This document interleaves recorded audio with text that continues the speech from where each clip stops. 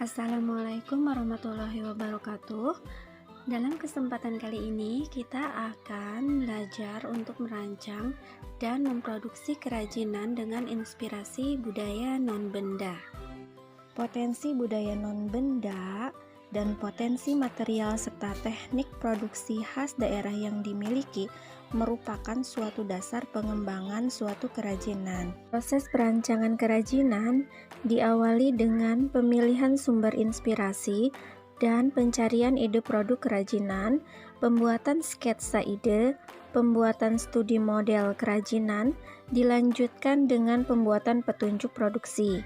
Ide kerajinan dengan inspirasi budaya lokal akan dikembangkan menjadi produk kerajinan yang akan diproduksi dan siap dijual.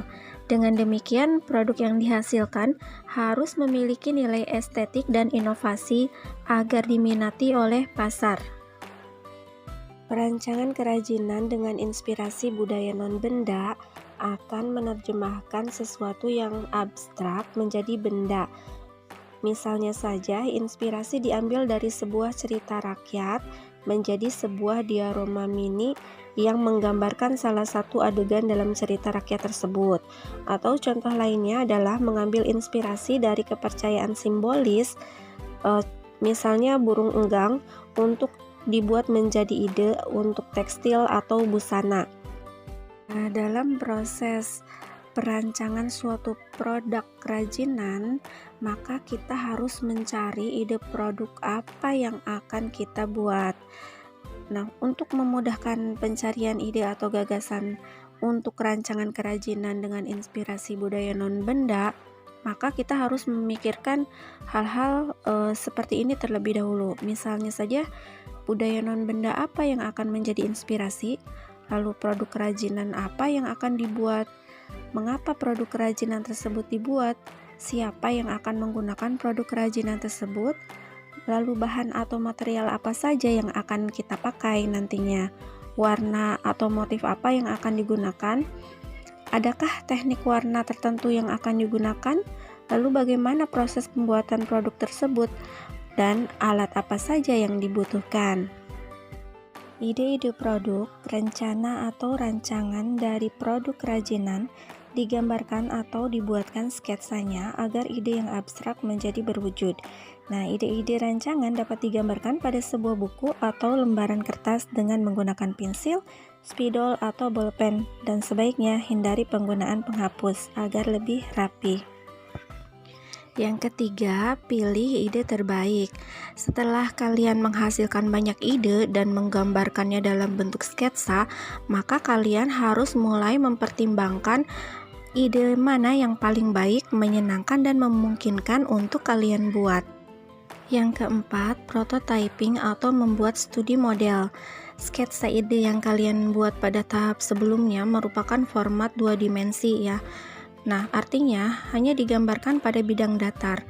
Kerajinan yang akan dibuat itu bentuknya 3 dimensi. Oleh karena itu, kalian harus belajar studi bentuk ya, yang dilakukan dalam format 3 dimensi, yaitu dengan studi model.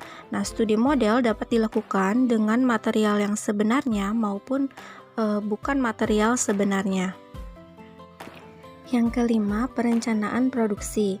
Tahap selanjutnya adalah membuat perencanaan untuk proses produksi atau proses pembuatan kerajinan tersebut. Nah, prosedur dan langkah-langkah kerja dituliskan secara jelas dan detail agar pelaksanaan produksi dapat dilakukan dengan mudah dan sesuai dengan rencana. Proses produksi kerajinan dengan inspirasi budaya lokal non-benda harus berdasarkan daya dukung yang dimiliki oleh daerah setempat, yaitu bahan baku, teknik produksi, dan sumber daya manusia. Tahapan produksi secara umum terbagi atas pembahanan, pembentukan, perakitan, dan finishing. Tahapan pembahanan adalah mempersiapkan bahan atau material agar siap dibentuk. Nah, yang kedua merupakan proses pembentukan.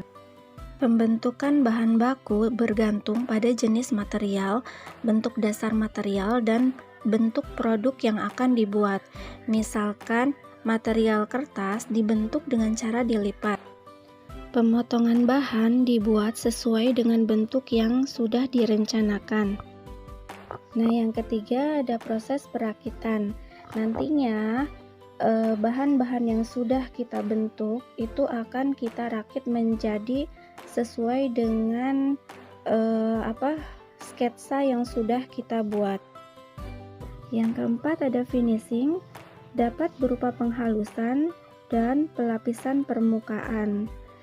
Penghalusan yang dilakukan diantaranya penghalusan permukaan kayu dapat dengan menggunakan amplas atau menghilangkan lem yang tersisa pada permukaan produk. Nah, setelah kita selesai membuat suatu produk kerajinan, maka kita harus memperhatikan kemasan dari produk kerajinan yang sudah kita buat. Nah, kemasan itu fungsinya untuk melindungi produk dari kerusakan serta memberikan kemudahan membawa dari tempat produksi hingga sampai ke konsumen. Dan biasanya kemasan juga berfungsi untuk menambah daya tarik dan sebagai identitas atau brand dari produk tersebut. Nah, sekarang tugas kalian di rumah adalah kalian coba membuat sketsa kerajinan dengan inspirasi budaya non-benda. Contohnya saja, inspirasi budaya non-bendanya kamu ambil dari cerita Babad Tanah Darmayu. Silahkan kamu mau bikin gantungan kunci yang di atasnya ada lukisan Babad Indramayu atau lainnya, ya seperti itu. Selamat belajar. Wassalamualaikum warahmatullahi wabarakatuh.